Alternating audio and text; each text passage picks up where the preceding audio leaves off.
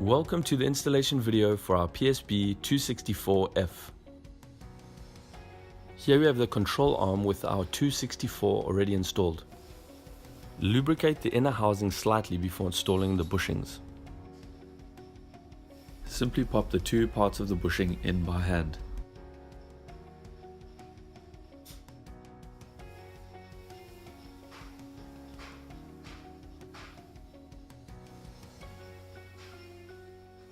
Lubricate the inner part of the bushing before installing the sleeve.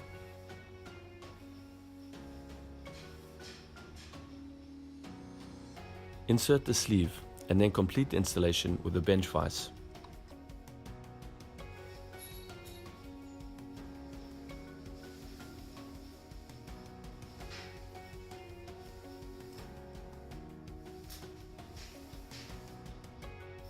And there you have our installed PSB 264F. Thanks for checking out our PSB installation video.